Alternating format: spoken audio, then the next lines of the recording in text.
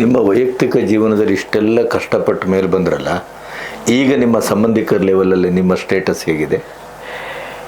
First ಎಣ ಹೊರೋಳು ಅಂದರು, ಮಶಾಣಕ್ಕೆ ನಮ್ಮ ಮನೆಗಳಲ್ಲಿ ಹೋಗಲ್ಲ, ಎಣ ಹೊರೋಳು ಅಂದರು. ಅಷ್ಟು ದಿನ ನಾನು ಮಾತಾಡ್ಸೋದೇ ಬಿಟ್ಬಿಟ್ರು. ಈ ಆಶ್ರಮ ಮಾಡಿದ್ಮೇಲುವೆ ಅದಕ್ಕೆ ಮುಂಚೆ ಒಂಥರ ತುಂಬಾ ಚೆನ್ನಾಗಿ ಮಾತಾಡ್ತಿದ್ರು. ಎಲ್ಲ ಮದ್ವೆ ಕರೀತಾರೆ, ಫಂಕ್ಷನ್ ಕರೀತಾರೆ, ಎಲ್ಲ ಕರೀತಾರಪ್ಪ ನನ್ನ.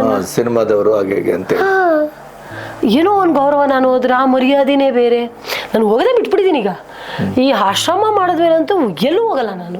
ಯಾರೋ ಬರ್ಬೇಕು ಅಂತ ಹೇಳ್ತಾರೆ, ಮಕ್ಕಳೇ ಬಂದಿಲ್ಲ, ಇನ್ನು ಯಾರನ್ನ ತಗೊಂಡು ನಾವೇನ್ ಮಾಡ್ಕೊಳ್ಳೋಣ. ಎಲ್ಲ ಹೇಳ್ತಾರೆ 3 ವರ್ಷ ಆಯ್ತು ಯಾರೋ ಬರ್ಲಿಲ್ಲ. ನಾವು ಹೇಳ್ಕೊಳ್ಳೋದಷ್ಟೇ. ಇದಕ್ಕಿಂತ ಇನ್ನೂ ತುಂಬಾ ಇದಾಗಿತ್ತು ಸರ್. ಈಗ ಒಂಚೂರು ಓಡಾಡ್ತಾರೆ, ಒಂದು ಲೋಟ ಎತ್ತಕ್ಕಾಗಲ್ಲ, ಒಂದು ತಟ್ಟೆನ ಎತ್ತಿ ಆ ಕಡೆ ಇಡೋ ಅಂಥದ್ದು ಏನಿಲ್ಲ. ಊಟ ಮಾಡ್ತಾರೆ, ಮಲಗ್ತಾರೆ, ಇಷ್ಟೇ. ಇವರು ಬೇರೆ ಏನಿಲ್ಲ. ನಾನು ಕೇಳ್ಕೊಳ್ಳೋದಷ್ಟೇ ಸರ್. ಅವ್ರ ನೋವು ಅವರಳು ನಮಗಂತೂ ನೋಡೋಕ್ಕಾಗಲ್ಲ. ಅವ್ರ ಅಳು ನೋವು ಎರಡೂ ನೋಡೋಕ್ಕಾಗಲ್ಲ. ಹೇಳ್ಬಿಡಮ್ಮ ನಿನ್ನ ಮಗಳಿಗೆ. ಲಾಸ್ಟ್ ಒಂದ್ಸಲ ಕೇಳ್ಕೊಂಬಿಡು ನಿನ್ನ ಮಗಳಿಗೆ.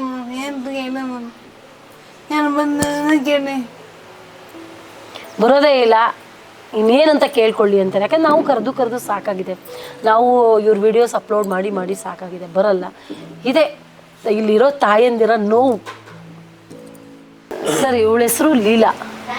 ನಮಗೆ ಬಂದು ಈಗ 3 ವರ್ಷ ಆಯಿತು. ಮಗನ ಹೆಸರೇನಮ್ಮ?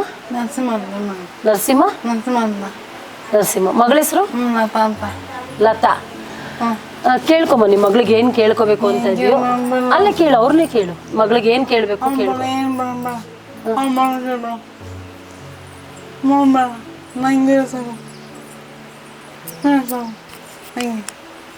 ನೆನ್ನೆ ಎಲ್ಲ ಮಗಳು ಬೇಕು ಅಂದಲ್ಲ, ಮೊನ್ನೆ ಎಲ್ಲ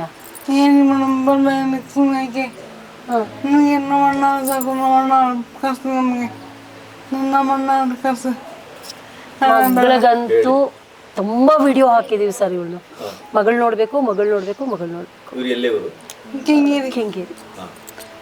ಕೆಂಗೇರಿ. ಮಗ ಇದ್ದಾನೆ. ಮಗ ಎಲ್ಲಿದ್ದಾನಮ್ಮ? ಜೈಲಲ್ಲಿದ್ದಾನೆ. ಜೇಸಿಲೇನೋ ಇದ್ದಾನೆ ಮಗ. ಫೋನ್ ಮಾಡ್ತಾನೆ, ಯಾವಾಗಲೂ ಒಂದ್ಸಲ ಮಾಡ್ತಾನೆ. ಆಗಲೇ ಈಗ ಮಾಡಿ 8 ತಿಂಗಳಾಯಿತು. ನಾನು ಬರೋವರೆಗೂ ಎಲ್ಲೂ ಕಳಿಸ್ಬೇಡಿ ಅಂತ ಹೇಳಿದ್ದಾನೆ. ಬಟ್ ನನಗೇನಿಲ್ಲ, ಮಗಳು ಇಬ್ಬರಲ್ಲಿ ಯಾರು ಬಂದರೂ ನಾನು ಕಳಿಸ್ಕೊಡ್ತೀನಿ. ಮಗಳಿಗಂತೂ ಇವ್ರು ವಿಡಿಯೋ ಹಾಕಿದ್ದೀವಿ, ನಂಬರ್ ಇಲ್ಲ, ಸ್ವಿಚ್ ಆಫ್, ಎಲ್ಲಿದ್ದಾರೆ ಅಂತ ಗೊತ್ತಿಲ್ಲ. ಲತಾ ಅಂತ ಇವ್ರ ಮಗಳು. ನಾನು ದಯವಿಟ್ಟು ನಾನು ಕೇಳ್ಕೊಳ್ಳೋದಷ್ಟೇ, ನಿಮ್ಮಮ್ಮನ ನೋವು ನಾವು ನೋಡೋಕ್ಕಾಗಲ್ಲ. ಎಲ್ಲಾರ ಇರಮ್ಮ, ನೀನು ಕರ್ಕೊಂಡು ಹೋಗ್ಬೇಡ. ದಯವಿಟ್ಟು ಬಂದು ನಿನ್ನ ತಾಯಿನ ಒಂದು ಸಲ ಬಂದು ನೋಡ್ಕೊಂಡು ಹೋಗು. ನಾನು ಈಗಲೂ ಹೇಳ್ತಿದ್ದೀನಿ, ನಿನ್ನ ಜೊತೆ ನಾನು ಕಳ್ಸೋಕ್ಕೆ ನಾನು ರೆಡಿನೂ ಇಲ್ಲ. ಯಾಕೆಂದರೆ ಇಷ್ಟು ದಿನ ಫುಟ್ಪಾತಲ್ಲಿ ಬಿಟ್ಟವ್ರು ಈಗ ಕರ್ಕೊಂಡೋಗಿ ನೀವು ಊಟ ಹಾಕ್ತೀರಿ ಅನ್ನೋದೆಲ್ಲ ಸುಳ್ಳು. ನೀವು ಹಾಕೋದೂ ಇಲ್ಲ. ಬಟ್ ಅಟ್ಲೀಸ್ಟು ಯಾಕೆಂದರೆ ನಿಮ್ಮನ್ನು 9 ತಿಂಗಳು ಎತ್ತಿರ್ತಾರಲ್ಲ, ಆ ಕರ್ಮನ ಕಳ್ಕೊಳ್ಳೋದಕ್ಕೋಸ್ಕರ ಒಂದು ಸಲ ಬಂದು ನೋಡಿ. ತಾಯಿ ಯಾರು ಬರಲಿಲ್ಲ ಅಂದರೂ ಚೆನ್ನಾಗಿರಲಿ ಅಷ್ಟೇ ಸಾಕು ಅಂತ ತಾಯಿ ಹೇಳ್ತಾಳೆ. ಅದೇ ಮಕ್ಕಳು ನಮ್ಮಮ್ಮ ಚೆನ್ನಾಗಿರಲಿ ಅಂತ ಎಲ್ಲೂ ಬಯಸಲೇ ಇಲ್ಲ. ಇದು ತಾಯಿಗೂ ಮಕ್ಕಳಿಗೂ ಇರುವಂಥ ವ್ಯತ್ಯಾಸ. ಏನು ಹೇಳ್ತಿ ಹೇಳಮಲ್ಲ ನಿಮ್ಮ ಮಗಳಿಗೆ, ಮಗನಿಗೆ ಏನು ಹೇಳ್ಬೇಕು ಅನ್ಸತ್ತೆ? ನೀನು ಹೇಳು.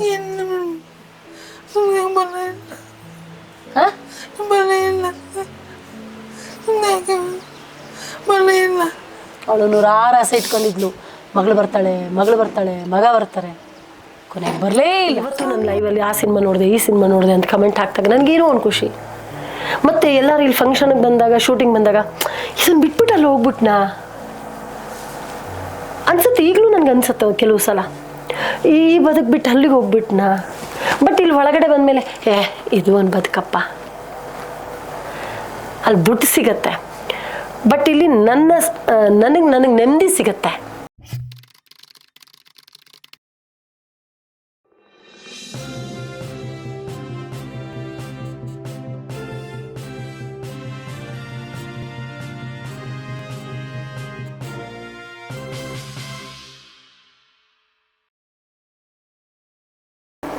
ಮತ್ತು ಇನ್ನೊಂದಷ್ಟು ಜನ ವಿಡಿಯೋಗಳು, ಅಯ್ಯೋ ಏನಪ್ಪ ಅವಳು ದುಡ್ಡು ಮಾಡ್ತಾಳೆ, ಹಂಗೆ ಮಾಡ್ತಾಳೆ, ಅಲ್ಲಿ ಏನು ಬೇಳೆಕಾಳು ಬೇಯಲಿ ಇಂಡಸ್ಟ್ರಿ, ಬೇಳೆಕಾಳೆಲ್ಲ ಇಂಡಸ್ಟ್ರಿ ಬೇಯಿಸ್ಕೊಂಡೇ ಬಂದಿರೋದು ನಾನು.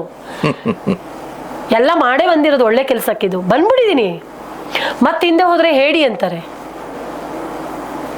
ಅದರಲ್ಲೂ ಇನ್ನೊಂದು ಮೊನ್ನೆ ಒಂದು ಕಮೆಂಟ್ ಹಾಕಿದ್ರಪ್ಪ, ಅದು ಈ ವಿಡಿಯೋ ಮೂಲಕ ಹೇಳಬೇಕು. ಎಲ್ಲಾರ ಇಂಡಸ್ಟ್ರಿಗೆ ಹೋಗ್ಲಿ, ಯಾರ ಜೊತೆನಾರ ಫೋಟೋ ತೆಗೆಸ್ಕೊಳ್ಳಿ, ಯಾವ್ದಾರು ಒಂದು ಫೋಟೋ ಹಾಕ್ಲಿ, ಯಾಕೆ ನಿಮ್ಮ ಇಂಡಸ್ಟ್ರಿಯವ್ರು ಏನು ಸಪೋರ್ಟ್ ಮಾಡಲ್ವಾ? ಅದೊಂದು ಕೇಳ್ತಾರೆ. ನಾನು ಅವಾಗ ಒಂದು ಉತ್ತರ ಕೊಟ್ಟಿರ್ತೀನಿ, ನಾನು ಇಂಡಸ್ಟ್ರಿಯವ್ರನ್ನ ನೋಡಿ ನಾನು ಆಶ್ರಮ ಮಾಡಿಲ್ಲ, ನನಗೆ ಮಾಡಬೇಕು ಅನ್ಸುತ್ತೋ ನಾನು ಮಾಡಿದ್ದೀನಿ. ನಿನ್ನನ್ನು ಕೇಳಿ ಫಸ್ಟ್ ಆಫ್ ಆಲ್ ಮಾಡಿಲ್ಲ. ಅವ್ರು ಏನು ಕೊಟ್ಟಿದ್ದೀರಾ ಅನ್ನೋಕ್ಕೆ ಮುಂಚೆ ನೀನು ಏನು ಕೊಟ್ಟಿದ್ಯಾ? ಹೌದು, ಫಸ್ಟ್ ಅದನ್ನು ಕೊಡು. ಮೊದಲ ನೀನು ಕೊಟ್ಟು ಮಾತಾಡಬೇಕು. ಕರೆಕ್ಟ್ ಅಲ್ವಾ? ನಾನು ಅದನ್ನೊಂದು ಕಮೆಂಟ್ ಹಾಕ್ತೀನಿ. ನಾನು ಇವತ್ತು ಇಂಡಸ್ಟ್ರಿಯಲ್ಲಿ ಪ್ರತಿಯೊಬ್ಬರಿಗೂ ಕೇಳ್ಕೊಳ್ಳೋದಷ್ಟೇ, ಅಟ್ಲೀಸ್ಟ್ ನೀವು ಯಾರು ಏನೂ ಸಪೋರ್ಟ್ ಮಾಡಬೇಡಿ. ಅಟ್ಲೀಸ್ಟ್ ಒಂದು ಬೈಟ್ಸ್ ನಿಮ್ಮ ಅಭಿಮಾನಿಗಳಿರ್ತಾರೆ, ನೀವೊಂದು ಬೈಟ್ಸ್ ಕೊಟ್ಟರೆ, ಒಂದೆರಡು ಮಾತಾಡಿದ್ರೆ ಯಾರೋ ಒಬ್ಬ ಅವ್ರು ಊಟ ಹಾಕಿ ಕೊಡ್ತಾರೆ ನಿಮ್ಮ ಅಭಿಮಾನಿ, ಯಾರೋ ಒಂದೆರಡು ದಿನ ತಂದೆ ತಾಯಿದಿರ್ಗೆ ಊಟ ಹಾಕ್ತಾರೆ ಅಂತ ನಾನು ಕೇಳ್ಕೊತೀನಿ ಸರ್. ನಿಮ್ಗೆ ಯಾವ ದುಡ್ಡು ಕಾಸು ಬೇಡ, ಒಂದಷ್ಟು ಅಲ್ಲಿ ಏನು ಬೇಕು ನಡೆಸೋ ಅಂಥದ್ದು ಅಷ್ಟು ಸಿಕ್ಕಿದ್ರೆ ಸಾಕು. ಮುಂದಿನ ದಿನಗಳಲ್ಲಿ ಯಾವುದೋ ಒಂದು ಜಾಗ ತಗೊಂಡಾಗ 1 ಅಡಿ 2 ಅಡಿ 3 ಅಡಿ ಯಾರೋ ತಕ್ಕೊಡ್ತಾರೆ. ಅಷ್ಟಕ್ಕೆ ನನಗೆ ನನ್ನ ಇಂಡಸ್ಟ್ರಿಯವರು ಸಪೋರ್ಟ್ ಮಾಡಿ ಅಂತ ಪ್ರತಿಯೊಬ್ಬರನ್ನು ಕೇಳ್ಕೊತೀನಿ ಸರ್. ಈಗ ನೀವು ಮಧ್ಯದಲ್ಲಿ ಒಂದು ಮಾತಾಡಿದ್ರಿ, ಕಲಾವಿದರ ಒಂದು ಸಂಸ್ಥೆ ಮತ್ತು ಅಂಬರೀಷ್ ಅಣ್ಣ ನನಗೆ ಒಂದು ಬದುಕನ್ನು, ಕಲಾವಿದೆ ಅನ್ನುವಂಥ ಒಂದು ಚಾಹರೆಯನ್ನು ಕೊಟ್ಟರು ಅಂತ. ಆ ಸಂಬಂಧ ಅಲ್ಲೇ ಹೇಗಿದ್ರಿ? ಅಂಬರೀಷ್ ಅಣ್ಣನೊಟ್ಟಿಗೆ ಯಾವ ರೀತಿಯ ನಿಮ್ಮ ಒಂದು ಸ್ನೇಹ ಬಾಂಧವ್ಯ ಇತ್ತು, ಏನು? ಅಂಬರೀಷ್ ಅಣ್ಣ ಒಂಥರ ಕರ್ಣ, ದಾನಶೂರ ಕರ್ಣ.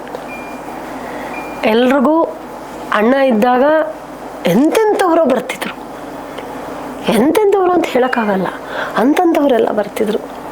ಯಾರೇ ಬರಲಿ ಅಂಬರೀಷ್ ಅಣ್ಣ ಊಟ ಮಾಡದೆ ಕಳಿಸ್ತಿರ್ಲಿಲ್ಲ, ಊಟ ಹಾಕದೆ ಊಟ ಮಾಡಿಸ್ದೆ ಕಳಿಸ್ತಿರ್ಲಿಲ್ಲ. ನಮ್ಮ ಕಲಾವಿದರ ಸಂಘದಲ್ಲಿ ಎಷ್ಟು ಜನಕ್ಕೆ ಇಂಥದ್ದೇ ನಾನ್ ವೆಜ್ ಜಾಸ್ತಿ, ಅಣ್ಣ ತರಿಸ್ತಿದ್ದಿದ್ದೆ ನಾನ್ ವೆಜ್ ಜಾಸ್ತಿ. ಆ ನಾನ್ ವೆಜ್ ಎಲ್ಲ ತರ್ಸಂಗಿಟ್ಟಿದ್ರೆ ಯಾರೇ ಬಂದು ಅವ್ನಿಗೆ ಅದನ್ನು ಹಾಕಮ್ಮ, ಇದು ತಿನ್ನು ನೋಡು ಚೆನ್ನಾಗಿದೆ, ಅದನ್ನು ಹಾಕಮ್ಮ. ಹೊಟ್ಟೆ ತುಂಬ ಊಟ, ಹೊಟ್ಟೆ ಹಸ್ಕೊಂಡವ್ರು ಹೋದವ್ರು ಇತಿಹಾಸನೇ ಇಲ್ಲ ಅಣ್ಣನ ಕೈಯ ಕೆಳಗೆ. ಮತ್ತು ಅಲ್ಲಿ ಯಾರೇ ಕೆಲಸ ಮಾಡ್ತಿದ್ರು ಜೋಬಲ್ ಹಾಗೆ ತೆಗೆದುಕೊಡೋರು, ಕೊಟ್ಬಿಡಮ್ಮ ಎಲ್ರಿಗೂ ಕೊಟ್ಬಿಡು ಅನ್ನೋರು. ಅವು ಒಳ್ಳೆತನ. ನಾನೆಲ್ಲೋ ಇರ್ತಿದ್ದೆ ಶೂಟಿಂಗಲ್ಲಿ, ಅಲ್ಲಿ ಇಲ್ಲಿ ದೊಡ್ಡಣ್ಣ ಪಕ್ಕದಲ್ಲಿ ಅವ್ರವ್ರು ಕೂತ್ಕೊಳ್ತಿದ್ರು, ಫೋನ್ ಮಾಡಿಸಿರೋರು, ಎಲ್ಲಿದೆಯಮ್ಮ, ಎಷ್ಟೊತ್ತಾಗತ್ತಮ್ಮ ಬರೋಕ್ಕೆ? ಆ ಕ್ಷಣ ಹೋಗ್ತಿದ್ದೆ ಅಲ್ಲಿ, ಒಂದು ಸ್ವಲ್ಪ ಲೇಟ್ ಆಗಿಬಿಡ್ತಿತ್ತು. ಹಿಂಗೆ ಕೂತ್ಕೊಂಡ್ಬಿಡೋರು, ಸುಮ್ಮನೆ ಮಾತಾಡ್ತಿರ್ಲಿಲ್ಲ. ನೋಡೋರು ಸುಮ್ಮನೆ ಇರೋರು. ನಾನು ಪಕ್ಕದಲ್ಲಿ ಗೊತ್ತಾಯ್ತು ಕೋಪ ಬಂದಿದೆ ಅಂತ ಹೋಗಿ ಪಕ್ಕದಲ್ಲಿ ಕೂತ್ಕೊಂಡು, ಅಣ್ಣ ಕಾಫಿ ಕುಡಿತೀರಾ? ಕಾಫಿ ಅಂದರೆ ತುಂಬ ಇಷ್ಟ, ಅದು ಡಬಲ್ ಸ್ಟ್ರಾಂಗ್ ಕಾಫಿ ಅವ್ರು ಕುಡಿತಿದ್ದೆ. ಓಡೋಗಿ SLVಲಿ ಕಾಫಿ ತರ್ತಿದ್ದೆ. ಒಂದು ಸಲ ಕಾಫಿ, ಎಣ್ಣೆ ಕುಡಿಯೋ ಹೊತ್ತಲ್ಲಿ ಕಾಫಿ ಕುಡಿತೀರಾ ಹಾಗೆ ಅನ್ನೋರು. ಆ ಮಾತು, ಆ ಪ್ರೀತಿ ವಿಶ್ವಾಸ. ಬಟ್ ನಾನು ಹೇಳ್ತೀನಲ್ಲ, ನಾನು ಅಷ್ಟು ಸಿನಿಮಾ ಮಾಡಿದ್ರು ನನ್ನ ಯಾರೂ ಗುರ್ತಿಸ್ಲಿಲ್ಲ. ಯಾವುದೋ ಒಂದು ಕ್ಯಾಮ್ರಾ ಮುಂದೆ ನಿಂತ್ಕೊಂಡು ಮಾತಾಡ್ದವಳಲ್ಲ, ಎಲ್ಲೂ ಹೋದವಳಲ್ಲ, ಎಲ್ಲೂ ಬಂದವಳಲ್ಲ. ಆ ಕಲಾವಿದರ ಸಂಘ ನನಗಷ್ಟು ಕೊಟ್ಟು, ಇಡೀ ಒಂದು ಇಂಡಸ್ಟ್ರಿಗೆ, ಒಂದಷ್ಟು ಪ್ರಪಂಚಕ್ಕೆ ನಾನೊಬ್ಳು ಕಲಾವಿದೆ ಅಂತ ತೋರಿಸಿದ್ದೆ ನಾನು ಕಲಾವಿದರ ಸಂಘ. ಅಲ್ಲಿ ಆಗು ಹೋಗೋಗಳನ್ನ ನಾನು ನೋಡ್ಕೊಳ್ತಿದ್ದೆ. ಯಾರೇನೇ ಆದರೂ ಹೋಗ್ತಿದ್ದೆ, ಬರ್ತಿದ್ದೆ. ಪ್ರೆಸ್ ಮೀಟ್ಗಳು ನಡಿಬೇಕಾದ್ರೆ ಅಲ್ಲಿರ್ತಿದ್ದೆ, ಎಲ್ಲವೂ ಕೆಲಸ ಮಾಡ್ತಿದ್ದೆ.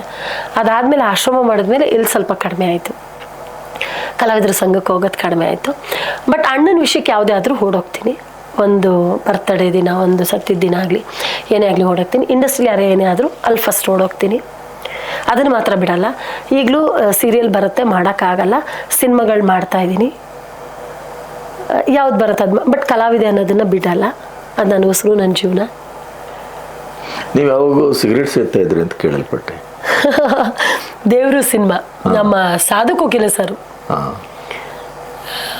3 ಪ್ಯಾಕೆಟ್ಸ್ ಇದ್ರು ಸಿಗರೇಟ್ ಸೇರಿಸಿದ್ರು.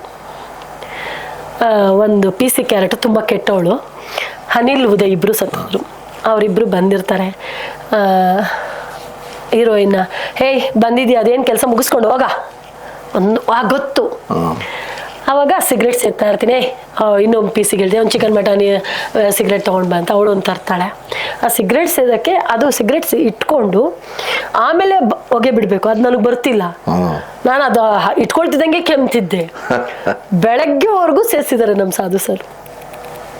ಬಟ್ ಈಗಲೂ ಅದೇ ಪ್ರೀತಿ ವಿಶ್ವಾಸ ನನ್ನ ಕಲಾವಿದರು ಸಿಕ್ಕಿದಾಗ, ಮಾತಾಡಿದಾಗ, ಏನೇ ಆಗಲಿ. ಈಗ ಅಂಬರೀಷಣ್ಣ ಆ ಥರ ಅವಾಗ ಮಾಡ್ತಾಯಿದ್ರು. ಈಗ ಅದನ್ನು ನಾನು ರಾಕ್ಲೈನ್ ಸರಲ್ಲಿ ನೋಡ್ತೀನಿ. ನನಗೆ ಒಂದು ಅಣ್ಣಗಿಂತ ಹೆಚ್ಚು. ಇವತ್ತು ಅಷ್ಟೇ ನಾನು ಏನಾದರೂ ಯಾವುದೇ ಒಂದು ಕೆಲಸಕ್ಕೆ ಹೋಗ್ತೀನಿ, ಇದು ಗೊತ್ತಿರಬೇಕು, ಕೆಲವ್ರಿಗೆ ಗೊತ್ತಿಲ್ಲ. ಯಾವುದೇ ಒಂದು ಸಾವಿನ ಮನೆಗೆ ಅಲ್ಲಿ ಇಲ್ಲಿ ಹೋಗ್ತೀನಿ ಅಂದರೆ ಹೇಗೆ ಹೋಗ್ತಾಳೆ, ದುಡ್ಡು ಇದೆಯೋ ಇಲ್ವೋ, ಪೆಟ್ರೋಲ್ ಇದೆಯೋ ಇಲ್ವೋ, ಅವ್ರಿಗೇನು ಅನ್ಸುತ್ತೋ ಗೊತ್ತಿಲ್ಲ. ಒಂದು ತಂಗಿಯಾಗಿ, ಅಕ್ಕನಾಗಿ, ಒಂದು ಮಗಳಾಗಿ ಆ ರೀತಿಲಿ ನಾನಿದ್ದೀನಿ. ಅಣ್ಣಂಗೆ ಒಂದಿಷ್ಟು ಅಂತ ಕೊಟ್ಟಿರ್ತಾರೆ ನನಗೆ, ಖರ್ಚಿಗಿಟ್ಕೊಳ್ಳಮ್ಮ. ಅಂಬರೀಷ್ ಹಣ ಕೊಡ್ತಿದ್ದು ಬಿಟ್ಟರೆ ಇವತ್ತವರೆಗೂ ನನಗೆ ಯಾರು ಆ ಥರ ಕೊಟ್ಟಿಲ್ಲ. ಈಗ ರಾಕ್ಲೈನ್ ಸರ್ ಹಣ ಕೊಡ್ತಾರೆ. ಕರೆದ್ಬಿಟ್ಟು ಸೈಡಲ್ಲಿ ಬಾಮ್ಮ ಇಲ್ಲಿ ಶಶಿಕಲಾ ಅಲ್ಲೇನಾರ ಏನೇ ಒಂದಿದ್ರು ಹೋಗ್ತೀನಿ ಬರ್ತೀನಿ ಅಣ್ಣ, ಹಿಂಗೆ ಆಯ್ತಣ್ಣ ಹಿಂಗೆ. ಮತ್ತು ಯಾರ ತೀರ್ಕೊಂಡಾಗ ಅಮ್ಮ ಅಲ್ಲಿ ಏನು ನೋಡಮ್ಮ ದುಡ್ಡಿದ್ಯಮ್ಮ, ಇಮ್ಮಿಡಿಯೇಟು ಆಫೀಸಿಗೆ ಫೋನ್ ಮಾಡಿ ಆಫೀಸಿಂದ ಹಾಕಿಸ್ಬಿಟ್ಟಿರ್ತಾರೆ. ಬಟ್ ನಾನು ಏನು ಖರ್ಚು ಮಾಡಿರ್ತೀನೋ ಅದೆಲ್ಲ ಆಫೀಸಿಂದ ಏನು ಎಷ್ಟಾಯ್ತಮ್ಮ ಅಷ್ಟೇ ಅಣ್ಣ, ಇದು ಎಷ್ಟಾಯ್ತಮ್ಮ, ಇಮಿಡಿಯೇಟ್ ಆಫೀಸಿಂದ ಆ ನಂಬರಲ್ಲಿ ಹಾಕಿಸ್ಬಿಡ್ತಾರೆ. ಇದು ಯಾರಿಗೂ ಗೊತ್ತಿಲ್ಲ. ಕಲಾವಿದರ ಸಂಘದಿಂದ ಒಂದಷ್ಟು ಕೆಲಸಗಳನ್ನ ಹೋಗಿ ಮಾಡ್ತೀನಿ ನಾನು. ಇದೆಲ್ಲ ಅಣ್ಣನ ಗೊತ್ತಿರುತ್ತೆ. ಯಾರ್ಯಾರೊಟ್ಟಿಗೆಲ್ಲ ಆ್ಯಕ್ಟ್ ಮಾಡಿದ್ರಿ? ನಿಮ್ಮ ಮನಸ್ಸಿನಲ್ಲಿ ಉಳಿದವರೆಲ್ಲ ಯಾರ್ಯಾರು? ಎಲ್ಲರ ಜೊತೆ, ವಿಷ್ಣು ಸರ್ ಜೊತೆ ಮಾಡಿಲ್ಲ. ರಾಜ್ಕುಮಾರ್ ಅಪ್ಪಾಜಿಯವ್ರ ಹತ್ರ ಆಶೀರ್ವಾದ ತಗೊಂಡಿದ್ದೀನಿ ಅಷ್ಟೇ. ಅದು ಬಿಟ್ಟರೆ ಅವ್ರ ಜೊತೆ ನಾನು ಕೆಲಸ ಮಾಡಿಲ್ಲ. ನಾಳಿದ್ದವರು ಸಾಯೋದು ಅನ್ನಂಗೆ ಇವತ್ತು ಏರ್ಪೋರ್ಟಲ್ಲಿ ಸಿಕ್ಕಿರ್ತಾರೆ. ಅದಕ್ಕೆ ಶ್ರೀನಿವಾಸ ಮೂರ್ತಿ ಅಂತ ಅವ್ರ ಇಡೀ ಫ್ಯಾಮಿಲಿಗೆಲ್ಲ ಫ್ಲೈಟ್ ಟಿಕೆಟ್ ಅದೆಲ್ಲ ಮಾಡಿಸ್ತಾಯಿದ್ರು. ಅವರು ನನ್ನನ್ನು ಒಂದು ದಿವಸ ಕರೆದಿರ್ತಾರೆ ಏರ್ಪೋರ್ಟ್ಗೆ, ನನ್ನ ಅಪ್ಪಾಜಿ ನೋಡಬೇಕು ಅಂದಾಗ. ಹೋಲ್ಡ್ ಏರ್ಪೋರ್ಟು HL ಅಲ್ಲಿಗೆ ಒಂದು ಕ್ಯಾಮ್ರಾ ತೊಗೊಂಡೋಗಿರ್ತೀನಿ, ಅದರಲ್ಲಿ ರೀಲ್ ಇರಲ್ಲ. ಇಲ್ಲಿಂದ ಹೋಗ್ತೀವಿ ಆಟೋದಲ್ಲಿ, ಅಷ್ಟು ದೂರ ಹೋಗ್ತೀನಿ, ಟ್ರಾಫಿಕ್ಕು ಜಾಮ್, ಸಿಕ್ಕಾಬಿಟ್ಟೆ ಟ್ರಾಫಿಕ್ ಅವಾಗ. ಹಂಗೂ ಹಿಂಗೂ ಹೋಗ್ತೀನಿ. ಅಪ್ಪಾಜಿಗೆ ಕಾಲು ಮುಗಿತೀನಿ, ಆಶೀರ್ವಾದ ತಗೋತೀನಿ. ಊರಿಗೆ ಹೊರಟಿದ್ದೀರಾ ಅಂತಾರೆ. ಅವ್ರಿಗೆ ಗೊತ್ತಿಲ್ಲ ಅವರು ನೋಡೋಕೆ ಬಂದಿದ್ದೀವಿ ಅಂತ. ಕ್ಯಾಮ್ರಾ ಫೋಟೋ ತೊಗೊಳಕ್ಕೆ ಹೋದರೆ ರೀಲ್ ಇಲ್ಲ. ಹಾಗೆ ಯಾರೋ ಫೋಟೋ ತೆಗ್ದಿದ್ರು, ಅದು ಸಿಗಲೇ ಇಲ್ಲ. ಕೊನೆಗೂ ನಾನು ಹುಡುಕ್ತೆ, ಸಿಗಲೇ ಇಲ್ಲ. ಅವ್ರ ಆಶೀರ್ವಾದ ತೊಗೊಂಡಿದ್ದೀನಿ. ಇನ್ನು ಅಮ್ಮ ಫಂಕ್ಷನ್ಗೆಲ್ಲ ಬಂದಾಗ ಕರ್ಕೊಂಡೋಗಿದ್ದೀನಿ, ಪಾರ್ವತಮ್ಮ ಅವ್ರನ್ನ. ಅಮ್ಮ ತೀರ್ಕೊಂಡಾಗೂ ಅಲ್ಲೇ ಇದ್ದೆ. ಇನ್ನು ದರ್ಶನ್ ಸರ್ ಜೊತೆ ಕೆಲಸ ಮಾಡಿದ್ದೀನಿ, ಸುದೀಪ್ ಸರ್ ಜೊತೆ ಕೆಲಸ ಮಾಡಿದ್ದೀನಿ. ಅವರಿಬ್ಬರ ಬಗ್ಗೆ ಏನು ಹೇಳಲಿಕ್ಕೆ ಇಷ್ಟಪಡ್ತೀರಿ? ದರ್ಶನ್ನ ಇವತ್ತಿನ ಸ್ಥಿತಿ ಬಗ್ಗೆ? ಕಲಾವಿದೆಯಾಗಿ, ನಾನೊಬ್ಳು ತಂಗಿಯಾಗಿ ಅವ್ರು ಯಾವತ್ತೂ ಯಾರಿಗೂ ಆ ಮರ್ಯಾದೆ ಕೊಡದೆ ಮಾತಾಡಿದವರಲ್ಲ. ಯಾವುದೇ ಒಬ್ಬರಾದರೂ ತಲೆಬಗ್ಸಿಂಗ್ ಅನ್ನೋದನ್ನು ನಾನು ನೋಡಿದ್ದೀನಿ. ಈಗ ಕಾನೂನು ಚೌಕಟ್ಟಲ್ಲಿರೋದು ನನಗೆ ಸಂಬಂಧ ಇಲ್ಲ, ಅದ್ರ ಹಿಂದೆ ಆ ಮರ್ಯಾದೆ, ಆ ಗೌರವ ನಾನು ನೋಡಿದ್ದೀನಿ. ಅದು ಅವ್ರ ಮೇಲೆ ತುಂಬ ಒಂದು ರೆಸ್ಪೆಕ್ಟ್ ಆಗಲಿ, ಒಂದು ಮರ್ಯಾದೆ ಆಗಲಿ ಎಲ್ಲ. ಅದ್ರ ಜೊತೆಗೆ ಅಪ್ಪು ಸರ್ ಜೊತೆನೂ ಕೆಲಸ ಮಾಡ್ಬೇಕಾದ್ರೇನು ಆ ಪ್ರೀತಿ, ವಿಶ್ವಾಸ. ಆ ದೊಡ್ಡ ಮನೆಯಲ್ಲಿ ಒಂದು ಇದಿದೆ, ಹೆಣ್ಮಕ್ಳಿಗೆ ಅಲ್ಲೊಂದು ತುಂಬ ಒಂದು ಜಾಗ ಇರುತ್ತೆ. ರಾಗಣ, ನಾವು ಹುಡುಗರು ಸಿನಿಮಾ ಅವೆಲ್ಲ ಮಾಡ್ಬೇಕಾದ್ರೆ ಫಸ್ಟ್ ಒಂದು ರೌಂಡ್ ಬರ್ತಾರೆ, ಎಲ್ಲರೂ ಊಟ ಮಾಡ್ತಾರೆ. ಅವ್ರು ಕರೆಕ್ಟಾಗಿ ಊಟ ಟೈಮಿಗೆ ಬರ್ತಾರೆ. ಊಟ ಮಾಡ್ತಾ ಇದ್ದಾರಾ, ಏನು ಊಟ ಮಾಡ್ತಿದ್ದಾರೆ ಅಂತ ಒಂದು ರೌಂಡಿಂಗ್ ಬರ್ತಾರೆ. ಅದರಲ್ಲಿ ಒಂದು ತುಂಬ ಇಷ್ಟ ಅವರಲ್ಲಿ. ಮತ್ತು ಒಂದು ಬಟ್ಟೆ ಹಾಕ್ಕೊಳ್ಳೋದಕ್ಕೆ ಒಂದು ವ್ಯವಸ್ಥೆ, ಫಸ್ಟ್ ಅದನ್ನು ನೋಡ್ತಾರೆ ಅವ್ರ ಮನೇಲಿ. ಒಂದು ಕ್ಯಾರವನು, ಹೆಣ್ಮಕ್ಳಿಗೆ ಒಂದು ಬಟ್ಟೆ ಹಾಕ್ಕೊಳ್ಳೋಕ್ಕೆ ಒಂದು ಜಾಗ, ಅದು ಅವ್ರ ಮನೇಲಿ ನನಗೆ ತುಂಬ ಇಷ್ಟ. ಆ ಬೆಳ್ಳಿ ಕಪ್ ನನ್ನ ಹತ್ರ ಹುಡುಗರು ಸಿನಿಮಾದ ಇನ್ನೂ ಇದೆ ಅವ್ರ ಮನೆ, ಅದೊಂದು ಅವ್ರ ಮನೇಲಿ ಇಷ್ಟ. ಇನ್ನು ಸುದೀಪ್ ಸಾರು, ಫಸ್ಟು ನಾನು ವೀರಮದಕರಿ ಫಸ್ಟ್ ಸೀನ್ 6 ಜನ ಹೋಗಿದ್ವಿ ಇಮನ್ಸ್ ಹಾಸ್ಪಿಟ್ಲ್ ಹತ್ರ, ನಾನೇ ಸೆಲೆಕ್ಟ್ ಆಗಿದ್ದು. ಅದೊಂದು ಕೆಲಸ ಮಾಡ್ಕೊಂಬಂದೆ. ಸಿಕ್ಕಿದಾಗೆಲ್ಲ ತುಂಬ ಚೆನ್ನಾಗಿ ಮಾತಾಡ್ತಾರೆ, ಈಗಲೂ ಅಷ್ಟೇ ಚೆನ್ನಾಗಿ ಮಾತಾಡ್ತಾರೆ ಎಲ್ರೂ.